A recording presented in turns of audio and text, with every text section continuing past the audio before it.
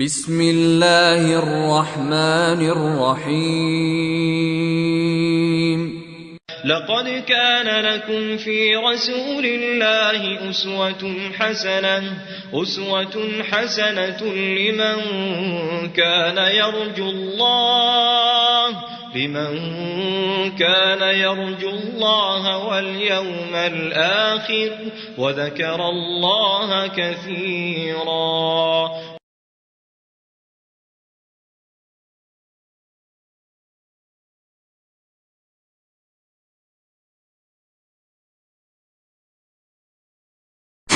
إن الحمد لله نحمده ونستعينه ونستغفره ونعوذ بالله من شرور أنفسنا ومن سيئات أعمالنا.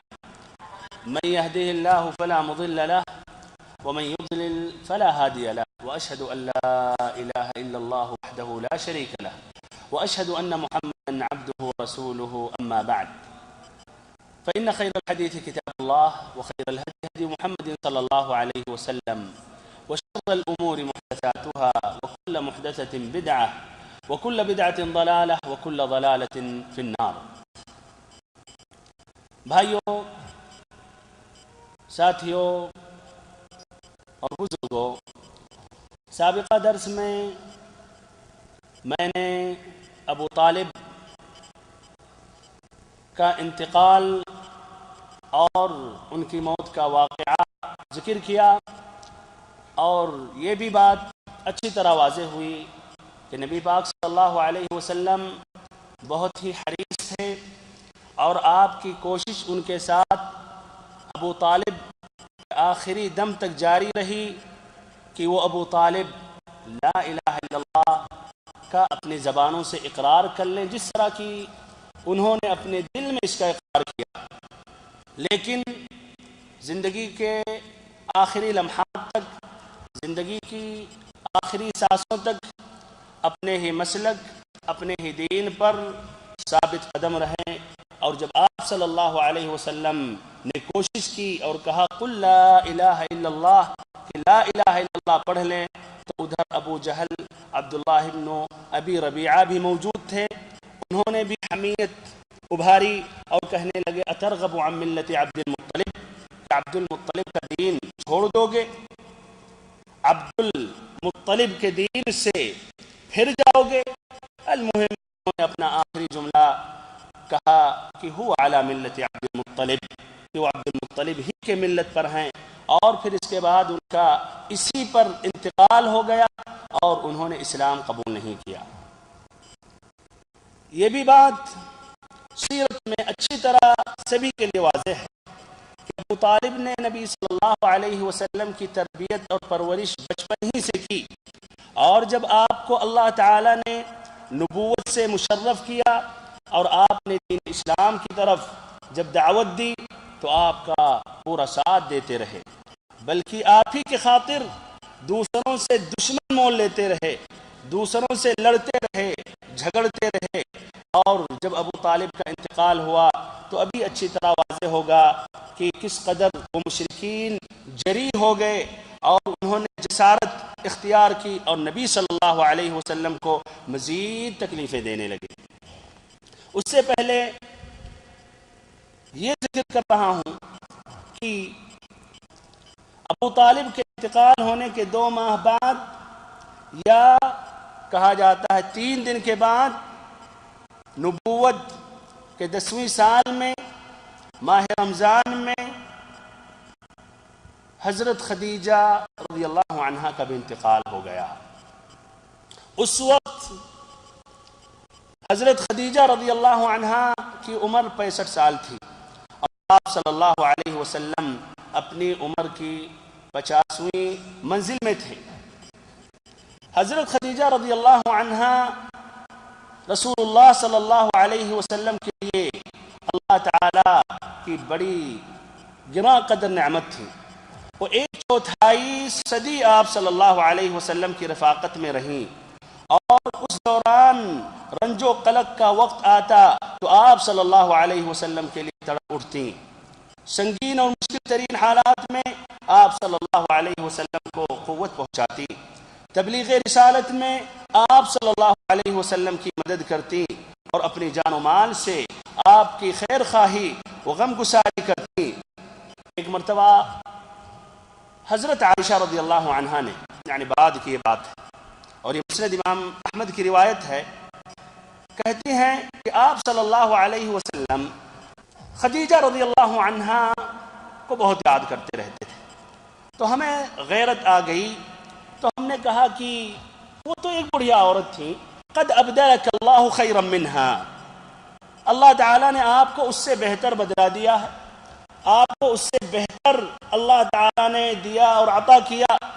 آپ صلی اللہ علیہ وسلم نے کہا ما ابدلنی اللہ خیرا منہا انہا آمنت بی حین کفر بی الناس وصدقتنی حین کذبنی الناس واشرکتنی فی مالها حین حرمنی الناس ورزقنی اللہ اولادا منہا وحرم ولد غیرها، کہ اللہ تعالیٰ نے ہمیں ان سے بہتر نہیں دیا، انہوں نے اس وقت ایمان لایا جب لوگوں نے میرے ساتھ کفر کیا، جس وقت لوگوں نے مجھے جھٹلایا انہوں نے میری تصدیق کی، جس وقت لوگوں نے مجھے محروم کیا انہوں نے مجھے اپنے مال میں شریک کیا، اور اللہ نے مجھے ان سے اولاد دی اور دوسری بھی سے اللہ تعالیٰ نے کوئی اولاد نہ دی۔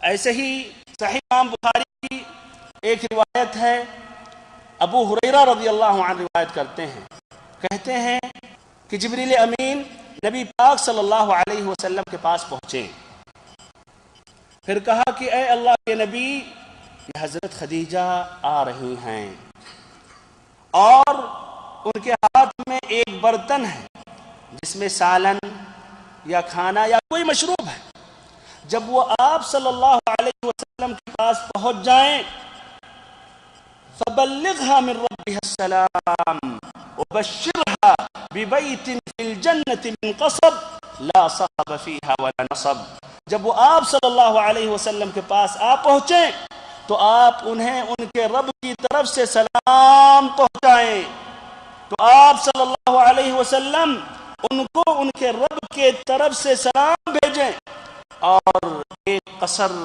ایک محل جو موتی سے بنا ہوگا اللہ تعالی جو ان کے لیے مہیا کیا ہے اس کی بشارت دے، اس قصر میں جو نہ شور و شغب ہوگا اور نہ ہی پریشانی و تھکان۔ ایک تیسری روایت بھی سن لیں، اور یہ بھی روایت امام بخاری کی ہے، روایت کرتے ہیں حضرت اما عائشہ رضی اللہ عنہا سے۔ اما عائشہ رضی اللہ عنہا کہتی ہیں تمام ازواج مطہرہ میں سے سب سے زیادہ مجھے غیرت ہوئی حضرت خدیجہ رضی اللہ عنہا سے، جبکہ میری ان سے ملاقات ہی نہیں ہوئی، لیکن اس لیے کہ آپ صلی اللہ علیہ وسلم بہت زیادہ یاد کیا کرتے تھے، بہت زیادہ یاد کیا کرتے تھے، اور کبھی کبھی ایسا ہوتا تھا کہ آپ ایک بکری ذبح کرتے تھے، کئی حصوں میں اس کو تقسیم کرنے کے بعد خدیجہ رضی اللہ عنہا کی سہیلیوں میں بانٹ دیتے تھے، تو کبھی کبھی میں یہ کہتی تھی كأنها لم تكن في الدنيا امرأة إلا خديجة، كأنه لم يكن في الدنيا امرأة إلا خديجة، ایسا لگتا ہے کہ شاید یہ پوری دنیا میں، پورے وجود میں حضرت خدیجہ کے علاوہ کوئی عورت ہے ہی نہیں یا کوئی عورت تھی ہی نہیں۔ تو آپ صلی اللہ علیہ وسلم کہتے انہا کانت وکان لی منہا اولاد، کہ یہ ایسی تھیں وہ ایسی تھیں اور اللہ تعالیٰ نے ہمیں انہی کے ذریعے اولاد عطا کیا۔ صحیح امام مسلم کی ایک روایت کے الفاظ یہ ہیں فأغضبته يوما فقلت خديجة فقال قد رزقني الله حبها، فقال رسول الله صلى الله عليه وسلم إني رزقت حبها۔ اما عائشہ رضی اللہ عنہ کہتی ہیں ایک مرتبہ میں نے نبی صلی اللہ علیہ وسلم کو غصہ دلا دیا، ہم نے غصہ پہنچا دیا جس سے آپ صلی اللہ علیہ وسلم ناراض ہو گئے، ہم نے کہا خدیجہ، تو آپ نے کہا انی رزقت حبها، کہ اللہ تعالیٰ نے ان کی محبت ہمارے دل میں بسا دی ہے، ان کی محبت ہمارے دل میں ڈال دی ہے۔ الطبرانی کی ایک روایت ہے جس کا لفظ یہ ہے فغضب فقلت والذي بعثك بالحق لا اذكرها بعد هذا اليوم الا بخير، کہ میں نے نبی صلی اللہ علیہ وسلم کو غصہ دلا دیا، آپ کو ناراض کرا دیا۔ آپ صلی اللہ علیہ وسلم جب غصہ ہوئے تو ہم نے کہا کہ اس رب العزت کی قسم جس نے آپ کو رسول بنا کر بھیجا، آج کے بعد ان کے بارے میں کوئی غلط الفاظ نہیں استعمال کروں گی۔ یہ تھی حضرت خدیجہ رضی اللہ عنہا سیدۃ نساء اہل الجنہ۔ ان کا بھی انتقال ابو طالب کے بعد ہوا، جس سے آپ صلی اللہ علیہ وسلم کے غم اور رنج میں مزید اضافہ ہوا۔ آپ صلی اللہ علیہ وسلم نہایت ہی پریشان ہوئے اور ان کافروں کی جسارت بڑھ گئی، اور کھل کر آپ صلی اللہ علیہ وسلم کے سامنے آ کر بدتمیزی اور ایسے ہی تکلیف پہنچانے لگے۔ آپ صلی اللہ علیہ وسلم نے یہ تمام تکلیفیں جب دیکھی تو آپ نے مناسب سمجھا کہ طائف کا بھی چکر لگاؤں، شاید وہاں کے لوگ اسلام قبول کر لیں اور پھر آپ کو پناہ دے دیں اور آپ کی مدد کرنے لگیں، خاصتاً کفار قریش کے خلاف۔ لیکن آپ صلی اللہ علیہ وسلم جب وہاں پہنچے تو انہوں نے اس قدر اذیتیں پہنچائیں، اس قدر انہوں نے بدسلوکی کی کہ ایسی بدسلوکی کفار قریش صلی اللہ علیہ وسلم کے ساتھ نہیں کیا کرتے تھے۔ اس کی وضاحت انشاءاللہ عن قریب بھی آ رہی۔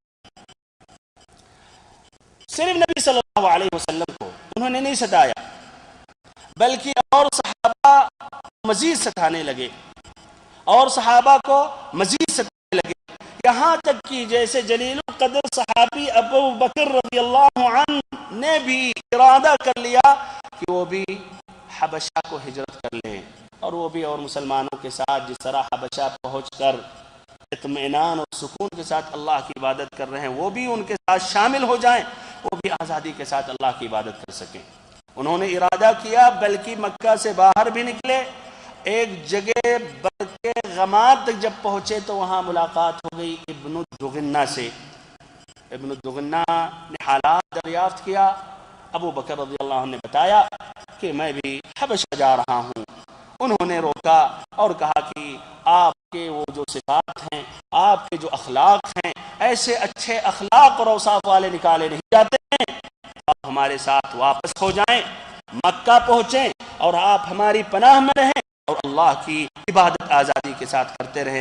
یہ قصہ طویل ہے، المہم یہاں غور کرنا چاہیے اس بات پر کہ صحابہ کرام کو بھی بہت ہی ستایا، یہاں تک کہ بڑے بڑے صحابہ، غنی مالدار قسم کے صحابہ جس طرح کہ ابو بکر رضی اللہ عنہ تھے، ان کو بھی اس قدر ستایا کہ مجبور ہوئے اور ہجرت کا انہوں نے ارادہ کیا۔ ابن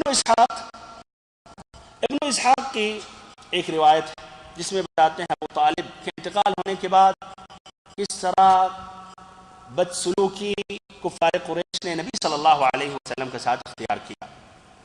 کہتے ہیں کہ ایک احمق ایک مرتبہ نبی صلی اللہ علیہ وسلم کے سامنے آ گیا اور آپ صلی اللہ علیہ وسلم کے سر پر مٹی ڈال دی۔ آپ صلی اللہ علیہ وسلم اسی حالت میں اپنے گھر داخل ہوئے۔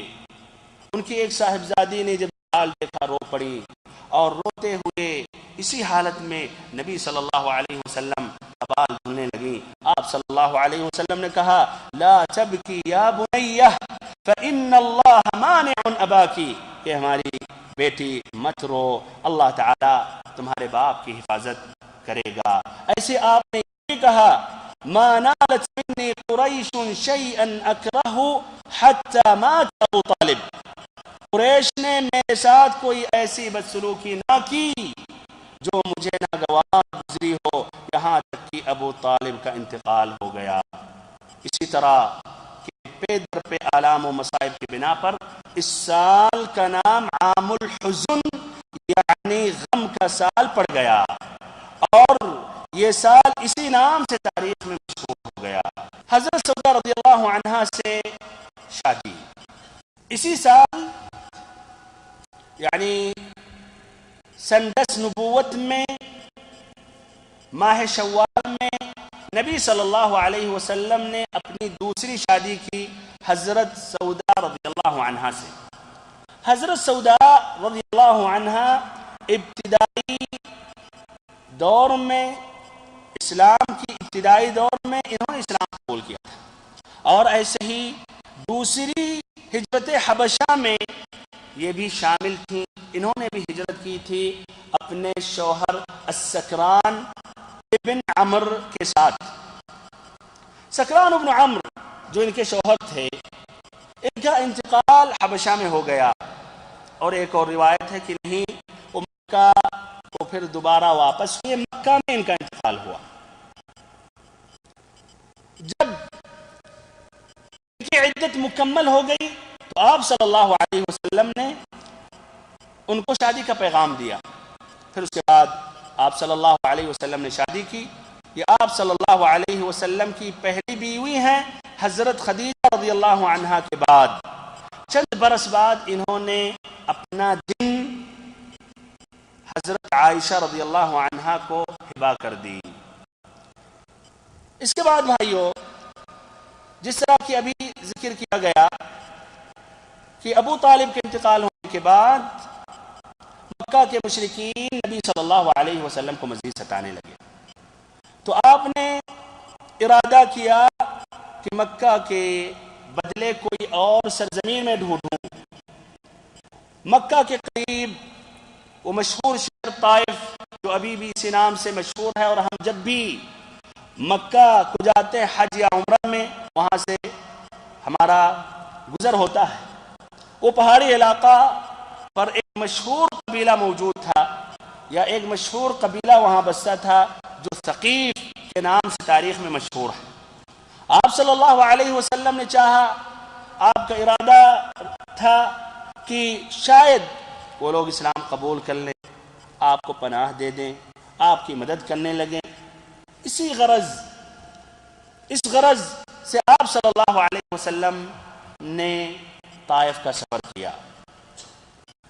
یہ شوال سن 10 نبوت کی بات ہے. یہ سفر آپ نے شوال 10 نبوت میں طے کیا. مئی کے آخری ایام تھے یا جون کے شروع ایام سن 619 عیسوی. آپ صلی اللہ علیہ وسلم نے یہ مسافت آتے جاتے پیدل طے فرمائی تھی. پیدل بھائیو، مکہ سے طائف جاتے وقت پیدل اور لوٹتے وقت پیدل، 100 کلومیٹر سے زیادہ جانتے ہیں وہ مسافت ہے. آپ کے ہمراہ آپ کے آزاد کردہ غلام حضرت زید بن حارثہ رضی اللہ عنہ بھی تھے. آپ صلی اللہ علیہ وسلم راستے میں جس قبیلے سے گزرتے تو آپ اسلام کی دعوت دیتے،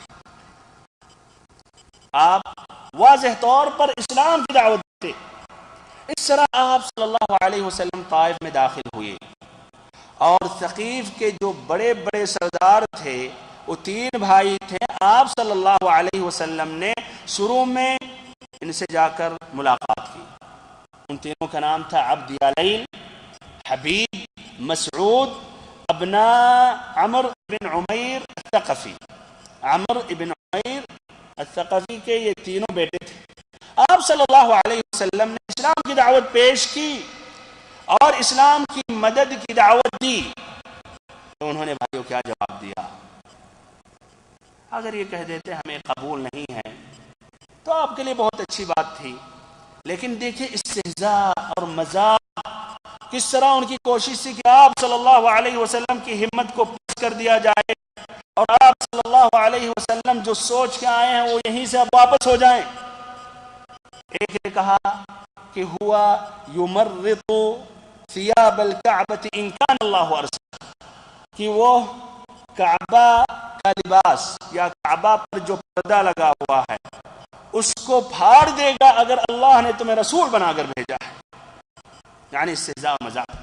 جس طرح کہ اللہ تعالیٰ نے ان کفار کے بارے میں کہا وَإِذْ قَالُوا اللَّهُمَّ إِن كَانَ هَذَا هُوَ الْحَقَّ مِنْ عِنْدِكَ فَأَمْطِرْ عَلَيْنَا حِجَارَةً مِنَ السَّمَاءِ او ائتنا بعذاب علیم. دیکھے بھائیو ان کی حماقت. انہوں نے کہا کہ اے اللہ اگر یہ جو محمد صلی اللہ علیہ وسلم لے کر آئے حق ہیں تو ہم پر آسمان سے پتھروں کی بارش نازل کر دے یا ہمیں دردناک عذاب میں پکڑ لے. تو ایسے ہی بھائیو وہی طریقت وہی رویہ اختیار کر کے ایک نے کیا کہا کہ میں یا وہ کعبہ کے پردے کو پھاڑے گا اگر تجھے اللہ نے رسول بنا کر بھیجا. دوسرے نے کیا جواب دیا؟ دوسرے نے کہا ہاں وجد اللہ غیرک. استہزاء کی دوسری شکل دیکھیں. کیا اللہ تعالیٰ کو آپ کے علاوہ اور کوئی نہیں ملا تھا جس کو نبی یا رسول بنا کر بھیجے؟ تیسرے نے کیا جواب دیا؟ تیسرے نے کہا یار آپ کی شان تو بہت ہی عظیم ہے, آپ کا مقام نہایت نرالا ہے. اگر آپ واقعی اللہ کے رسول ہیں تو میں کون ہوتا ہوں کہ آپ کی بات سنوں, اور پھر اگر سنوں اور کہیں رد کروں تو ہمارے لیے بہت ہی خطرناک کی بات ثابت ہوگی. اور اگر آپ جھوٹے ہیں تو میں نہیں گوارا کرتا ہوں کہ ایک جھوٹے آدمی کی بات میں سنوں. بہرحال آپ صلی اللہ علیہ وسلم مایوس ہو گئے اور وہاں سے کھڑے ہو گئے. اس جگہ سے آپ کھڑے ہو گئے اور آپ نے یہ کہا اذا فعلتم ما فعلتم فاکتموا عنی. تم لوگوں نے جو کچھ کیا لیکن اپنے تک محدود رکھنا, دوسروں تک نہیں پہنچانا. رسول اللہ صلی اللہ علیہ وسلم نے طائف میں 10 دن قیام فرمایا. ان ایام میں آپ بڑے بڑے لوگوں سے, بڑے بڑے سرداروں سے ملتے تھے, اسلام کی دعوت پیش کرتے تھے اور اسلام کی طرف بلاتے تھے. لیکن بھائیو کسی نے اسلام قبول نہیں کیا, بلکہ یہ کہا کرتے تھے کہ ہمارے شہر سے نکل جاؤ, ہمارے شہر سے نکل جاؤ, یعنی اسی میں آپ کی سلامتی ہے, مزید اور باتیں نہ کریں. اور ایسے بھائیوں انہوں نے اس طرح شرافت کے ساتھ نہیں چھوڑا کہ نبی صلی اللہ علیہ وسلم مکہ کو واپس ہو جائیں, بلکہ انہوں نے اپنے غلاموں کو, بچوں کو, اوباشوں کو شہ دے دی. چنانچہ جب آپ صلی اللہ علیہ وسلم نے مکہ کا رخ کیا, واپسی کا قصد فرمایا, تو یہ لوگ پیچھے پڑ گئے, گالیاں دینے لگے, تالیاں بجانے لگے, مذاق کرنے لگے, شور مچانے لگے اور پیچھے پیچھے لگ گئے اور 2 صفوں میں بٹ گئے اور پھر پتھروں سے مارنے لگے, پتھروں سے مارنے لگے. آپ صلی اللہ علیہ وسلم کے قدم شریف, آپ کی ایڑ پر اتنے زخم آئے کہ دونوں جوتے خون میں تر بتر ہو گئے. آپ کے جو ہمراہ حضرت زید بن حارثہ رضی اللہ عنہ تھے, وہ بھی چاہتے تھے کہ نبی صلی اللہ علیہ وسلم کو مکمل طور پر محفوظ کر لیں. ان پر یہ مار لگے, ان پر یہ پتھر پڑے, لیکن نبی صلی اللہ علیہ وسلم محفوظ رہیں, جس کے نتیجے میں ان کو بھی کئی زخم آیا, ان کے سر پر بھی کئی قسم کی چوٹ آئی. بہرحال آپ صلی اللہ علیہ وسلم وہاں سے بچتے ہوئے, جان چھڑاتے ہوئے آپ پہنچے طائف کے 3 فاصلے پر عتبہ اور شیبہ ابنائے ربیعہ کے باغ تک, اور وہاں پھر آپ صلی اللہ علیہ وسلم نے انگور کے بیل کے سائے میں بیٹھ گئے. آپ صلی اللہ علیہ وسلم کو جب اطمینان حاصل ہوا تو آپ صلی اللہ علیہ وسلم نے یہ دعا مانگی. یہ دعا مشہور ہے, دعائے مستضعفین یا دعاء المستضعفین, یعنی کمزوری کی حالت میں جو دعا پڑھی جاتی ہے, عاجزی کے وقت, بے بسی کے وقت. بہرحال سند کے اعتبار سے یہ دعا ثابت نہیں ہے, لیکن معنی کے اعتبار سے صحیح ہے, اس میں کوئی اشکال نہیں ہے. اس دعا پر اگر آپ غور کریں گے تو آپ کو واضح ہو جائے گا کہ اس بدسلوکی کے نتیجے میں آپ صلی اللہ علیہ وسلم کے احساسات پر حزن و الم اور غم و افسوس کا کس قدر غلبہ تھا. آپ صلی اللہ علیہ وسلم نے یہ دعا پڑھی تھی, اللہم الیک اشکو ضعف قوتی وقلت حیلتی وہوانی علی الناس یا ارحم الراحمین. انت رب المستضعفین وانت ربی الى من تکلنی الى بعید یتجہمنی ام الى عدو ملکته امری ان لم يكن بك علي غضب فلا ابالي ولكن عافيتك هي اوسع لي اعوذ بنور وجهك الذي اشرقت له الظلمات وصلح عليه امر الدنيا والاخره من ان تنزل بي غضبك او يحل علي سخطك لك العتبى حتى ترضى ولا حول ولا قوة الا بك بار الہ میں تجھی سے اپنی کمزوری و بے بسی اور لوگوں کے نزدیک اپنی بے قدری کا شکوہ کرتا ہوں. یا ارحم الراحمین، تو کمزوروں کا رب ہے اور تو ہی میرا بھی رب ہے. تو مجھے کس کے حوالے کر رہا ہے؟ کیا کسی بیگانے کے جو میرے ساتھ تندی سے پیش آئے، یا کسی دشمن کے جس کو تو نے میرے معاملے کا مالک بنا دیا ہے؟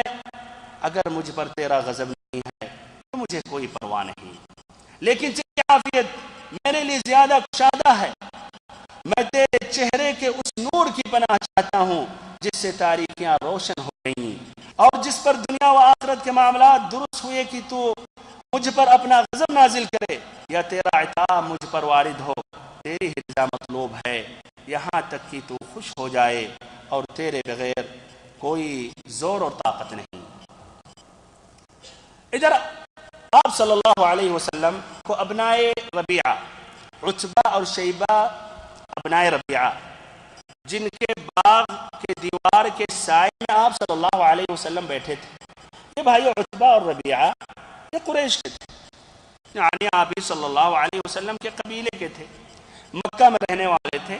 لیکن اس واقعے سے پتہ چلا کہ ان کا باغ تھا طائف میں. جس طرح کہ بڑے بڑے لوگوں کے استراحات باہر ہوتے ہیں اور بڑے بڑے لوگوں کے ایسے طائف میں بھی مکانات ہوتے ہیں، یہاں ریاض کی گرمی سے دور ہونے کے لیے وہ طائف پہنچتے ہیں، ہدا پہنچتے ہیں، شفا پہنچتے ہیں.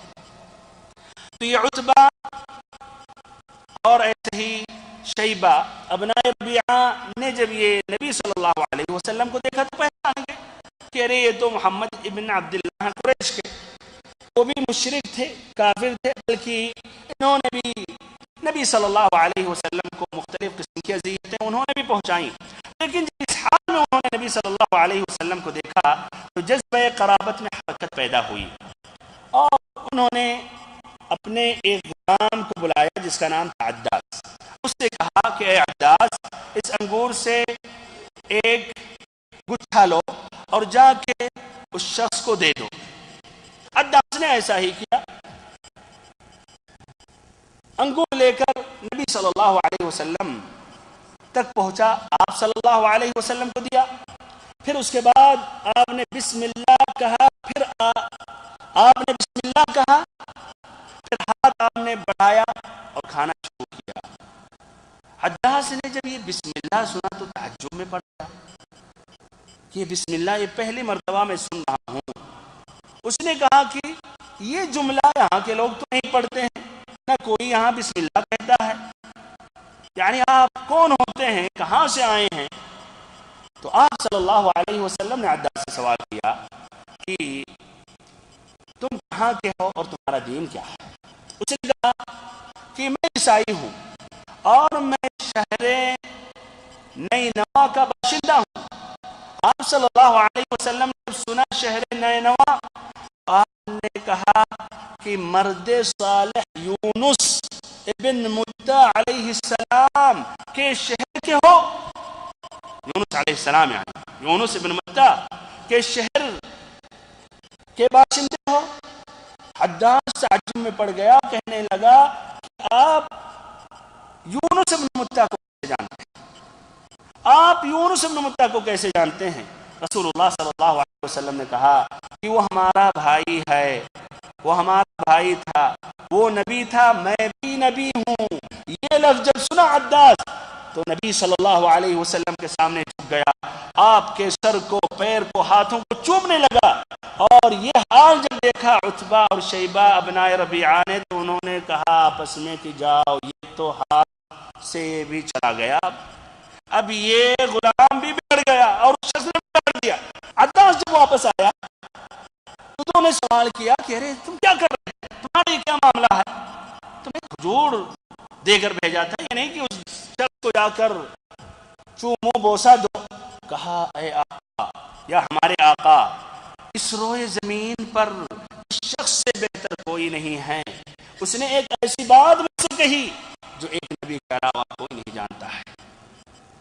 انہوں نے جب یہ بات سنی تو کہا کہ جو بھی ہو اپنے دین سے نہیں پھرنا، اپنے دین پر ثابت قدم رہنا، تمہارا دین اس کے دین سے کافی بہتر ہے۔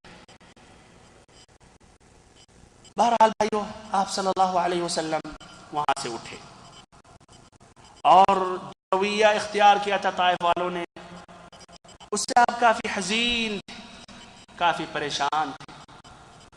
وہاں سے اٹھے اور مکہ کا رخ اختیار کیا، مکہ کی طرف جانے لگے۔ جب قرن المنازل، جہاں سے ہم احرام باندھتے ہیں وہی وہ علاقہ ہے، وہاں جب پہنچے تو جبریل امین ملک الجبال کو اپنے ساتھ لے کر آئے ہوئے تھے، اور کہا جبریل امین نے کہ اے اللہ کے نبی، ہمارے ساتھ ملک الجبال ہے، اگر آپ چاہیں تو الاخشبین، دونوں پہاڑوں کے درمیان مکہ والوں کو، دونوں پہاڑوں کے درمیان مکہ والوں کو پیس دیا جائے۔ آپ صلی اللہ علیہ وسلم نے کہا نہیں۔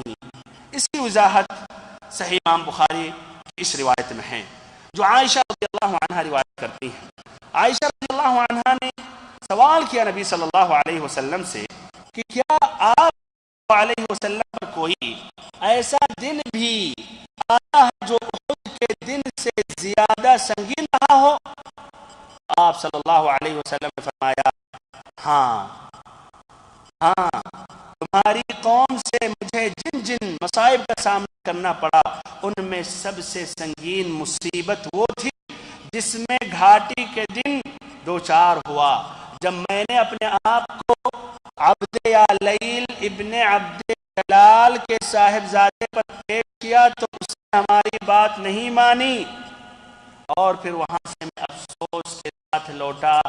افاقہ مجھے قرن المنازل قرن ثعالب میں ہوا، میں نے اپنی نگاہ کو اٹھائی تو دیکھا جبریل امین تھے۔ جبریل امین نے کہا اے اللہ کے نبی، آپ صلی اللہ علیہ وسلم کی قوم آپ سے جو بات کہی اللہ نے اسے سن لیا ہے، اب اس نے آپ صلی اللہ علیہ وسلم کے پاس پہاڑوں کا فرشتہ بھیجا ہے تاکہ آپ صلی اللہ علیہ وسلم ان کے بارے میں اپنے جو حکم چاہیں دیں۔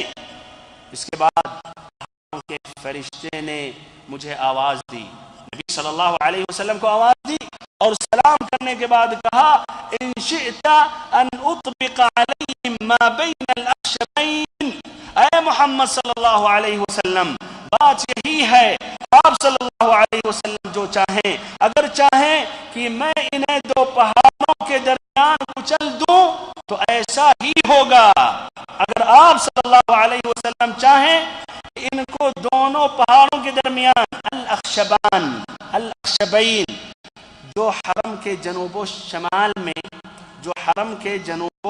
شمال میں آمنے سامنے واقع ہیں۔ پہلے پہاڑ کا نام ہے ابو قبیس اور دوسرے کا قیقعان، اور غالب بستی تقریباً پوری بستی مکہ والوں کی انہیں دونوں پہاڑوں کے درمیان ہی تھی اس وقت۔ تو آپ صلی اللہ علیہ وسلم اگر چاہیں تو انہیں دونوں پہاڑوں کے درمیان کچل دوں تو ایسا ہی ہوگا۔ آپ صلی اللہ علیہ وسلم نے فرمایا نہیں، لا بل ارجو ان یخرج اللہ تعالی من اصلابہم من یعبد اللہ وحدہ ثم لا یشرک بہ شیئا، نہیں بلکہ میں یہ امید کر رہا ہوں، مجھے امید ہے کہ اللہ رب العزت ان کی پشت سے، مجھے امید ہے کہ اللہ عز و جل ان کی پشت سے ایسی نسل پیدا کرے گا جو صرف ایک اللہ کی عبادت کرے گی اور اس کے ساتھ کسی کو شریک نہ ٹھہرائے گی۔ اللہ اکبر۔ دیکھیے رحمت للعالمین بھائیوں، کبھی ایسا ہوتا ہے ایک مسلمان بھائی کے ساتھ معمولی اختلاف ہوتا ہے تو کیا کیا غلط خیالات اس کے بارے میں آ جاتے ہیں. چاہتے ہیں کہ کاش یہ تباہ ہو جائے، کاش ٹکرا جائے، کاش مر جائے، کاش جل جائے، غارت ہو جائے. آپ صلی اللہ علیہ وسلم کے ساتھ مکہ کے مشرکین نے مختلف قسم کی اذیتیں پہنچائیں، بلکہ انہوں نے مجبور کیا تھا جس کی وجہ سے آپ طائف پہنچے. اور ابھی آئے گا کہ مکہ داخل ہونے میں کافی دشواری ہو رہی تھی، یہاں تک کہ آپ نے پناہ لی. اور جب ایک بہترین چانس آپ کے سامنے آ رہا ہے، اللہ تعالیٰ جبریل امین کو بھیج رہا ہے، ساتھ میں ملک الجبال کو بھیج رہا ہے کہ جو محمد چاہیں وہی کریں. محمد صلی اللہ علیہ وسلم اگر حکم دیں کہ دونوں پہاڑوں کو ایک ساتھ کر دو تاکہ درمیان میں جو کفار مکہ ہیں، قریش ہیں، تباہ ہو جائیں، پس جائیں، کچل جائیں، تو ایسا ہی کرو. تبھی آپ صلی اللہ علیہ وسلم کہنے لا نہیں. اور یہ بھائی صحیح امام بخاری کی روایت ہے، لا لعل اللہ یخرج من اصلابہم من یعبد اللہ عز وجل فلا یشرک بہ شیئا، کہ مجھے امید ہے کہ اللہ عز و جل ان کی پشت سے ایسی نسل پیدا کرے گا جو صرف ایک اللہ کی عبادت کرے گی اور اس کے ساتھ کسی کو شریک نہ ٹھہرائے گی. بہرحال بھائیو، اس واقعے سے نبی صلی اللہ علیہ وسلم کی ہمت بلند ہوئی اور آپ کے دل کو اطمینان حاصل ہوا، آپ کے دل کو سکون حاصل ہوا، اور اس طرح غم کے جو بادل چھا گئے تھے طائف کے واقعے کے بعد، وہ بادل چھٹ گئے اور اس طرح آپ صلی اللہ علیہ وسلم آگے بڑھے.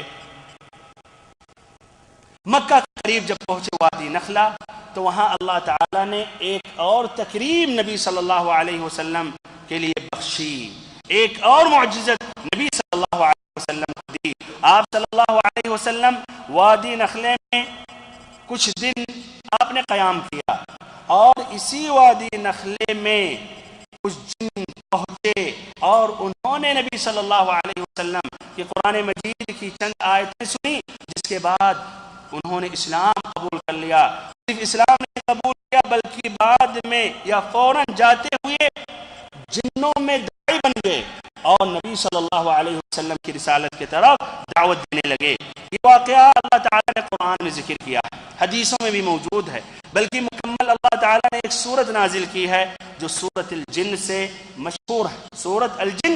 اور ایسے اللہ تعالیٰ نے سورت الاحقاف کی آخری آیتوں میں بھی ان کا یہ واقعہ ذکر کیا. فرمایا رب العزت نے وَإِذْ صَرَفْنَا إِلَيْكَ نَفَرًا مِنَ الْجِنِّ يَسْتَمِعُونَ الْقُرْآنَ فَلَمَّا حَضَرُوهُ قَالُوا أَنصِتُوا فَلَمَّا قُضِيَ وَلَّوْا إِلَىٰ قَوْمِهِم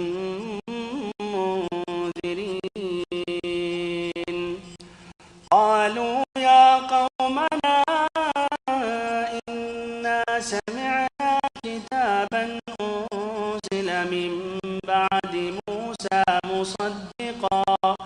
مصدقا لما بين يديه يهدي إلى الحق مصدقا لما بين يديه يهدي إلى الحق وإلى طريق مستقيم يا قومنا أجيبوا داعي الله وآمنوا به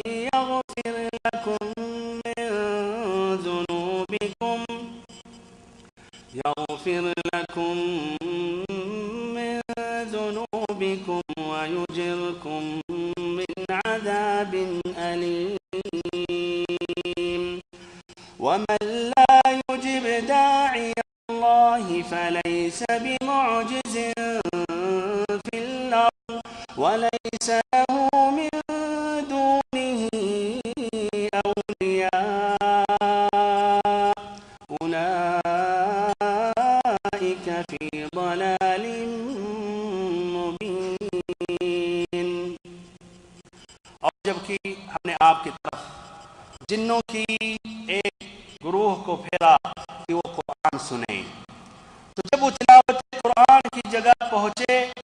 تو انہوں نے آپس میں کہا چپ ہو جاؤ۔ پھر جب اس کی تلاوت پوری کی جا چکی تو اپنی قوم کی طرف عذاب الہی سے ڈرانے والے بن کر پلٹے۔ انہوں نے کہا اے ہماری قوم، ہم نے ایک کتاب سنی ہے جو حضرت موسیٰ علیہ السلام کے بعد نازل کی گئی ہے، اپنے سے پہلے کی تصدیق کرنے والی ہے، حق اور راہ راست کی طرف رہنمائی کرتی ہے۔ اے ہماری قوم، اللہ کے داعی کی بات مان لو اور اس پر ایمان لے آؤ، تمہارے گناہ بخش دے گا اور تمہیں دردناک عذاب سے بچائے گا۔ سورۃ الجن میں بھی اللہ تعالیٰ نے ذکر کیا، ایک آیت سے لے کر 15ویں آیت تک۔ یہ آیات کے سیاق سے بھائیو یہ بات واضح ہوتی ہے کہ نبی صلی اللہ علیہ وسلم کو ابتدا میں ان کا علم نہیں ہوا، ان کی جو شروع میں آمد ہوئی اس کے بارے میں نبی صلی اللہ علیہ وسلم کو علم نہیں تھا، بلکہ اللہ تعالیٰ نے بعد میں آپ کو مطلع کیا۔ بعد میں اللہ تعالیٰ نے آپ کو بتلایا کہ جب وہاں آپ تھے تو کچھ جنوں نے قرآن مجید کی آیتوں کی تلاوت سنی اور انہوں نے اسلام قبول کر لیا۔ اور ایسے بھائیوں ان آیتوں کی سیاق سے ایک دوسری بات یہ واضح ہوتی ہے کہ جنوں کی یہ آمد پہلی بار ہوئی تھی، لیکن احادیث میں یہ ثابت ہے یا احادیث سے یہ بات معلوم ہوتی ہے کہ ان کی آمد و رفت اس کے بعد ہوتی رہی۔ بہرحال اللہ تعالیٰ نے اس طرح نبی پاک صلی اللہ علیہ وسلم کو نصرت اور ان بشارتوں کے سامنے غم و علم اور حزن و مایوسی کے وہ سارے بادل چھٹ گئے۔ اللہ تعالیٰ نے ان دونوں واقعات سے ایک پہلا واقعہ کیا کہ ملک الجبال کو جبریل امین کے ساتھ بھیجا، جس سے آپ صلی اللہ علیہ وسلم کی مدد اور آپ صلی اللہ علیہ وسلم کی اللہ نے بشارت دی۔ پھر ایسے ہی ان جنوں نے اسلام قبول کیا، آپ صلی اللہ علیہ وسلم کی ہمت کافی بلند ہو گئی، اور جو واقع طائف کے بعد جو بادل چھا گئے تھے وہ بادل بھی بفضل اللہ و برحمتہ چھٹ گئے، یہاں تک کہ آپ صلی اللہ علیہ وسلم کی ہمت اس قدر بلند ہوا اور آپ نے مکہ میں داخل ہونے کا جب وعدہ کیا اور حضرت زید بن حارثہ نے یہ کہا کہ اے اللہ کے نبی آپ مکہ میں داخل ہوں گے، جبکہ انہوں ہی نے آپ صلی اللہ علیہ وسلم کو نکالا، تو آپ نے کیا جواب دیا؟ یا زید ان اللہ جاعل لما ترى فرجا ومخرجا وان اللہ ناصر دینہ ومظہر نبیہ، کہ اے زید جو حالت دیکھ رہے ہو اللہ تعالیٰ اس سے کشادگی اور نجات کی کوئی راہ ضرور بنائے گا، اللہ یقیناً اپنے دین کی مدد کرے گا اور اپنے نبی کو غالب فرمائے گا۔ اس کے بعد آپ صلی اللہ علیہ وسلم غار حرا کوہ حرا تک پہنچے اور اسی کے دامن میں ٹھہر گئے، اور آپ نے پھر سوچا کہ اب کس طرح مکہ میں داخل ہوں۔ اس کے لیے آپ نے کچھ لوگوں سے پناہ طلب کی، دو نے رفض کی اور تیسرے نے قبول کی، اور پھر کس طرح آپ صلی اللہ علیہ وسلم داخل ہوئے اور اس کے پناہ میں آپ صلی اللہ علیہ وسلم داخل ہوئے، اور کیا اس پناہ کے بعد کچھ مشکل کا سامنا کرنا پڑا یا نہیں، اس کی وضاحت انشاءاللہ اگر اللہ تعالیٰ نے چاہا تو اگلی ملاقات میں اگلے درس میں کروں گا۔ آخر میں اللہ تعالیٰ سے دعا کرتا ہوں اللہ تعالیٰ ہم سبھی کو علم نافع عطا کرے، عمل صالح کرنے کی توفیق دے اور داعی اللہ بنائے، اور ہم سبھی کو سچا اور پکا مسلمان بنائے، ہم سبھی کو سچا اور پکا موحد بنائے۔ جب زندہ رکھے اسلام کی حالت میں، جب ہماری موت آئے تو ہم ایمان کی حالت پر رہیں، اور ہم سبھی زندگی کی آخری لمحات میں لا الہ الا اللہ محمد رسول اللہ پڑھنے اور کہنے کی توفیق دے۔ وصلی اللہم وسلم وبارک وانعم علی عبدک ورسولک محمد۔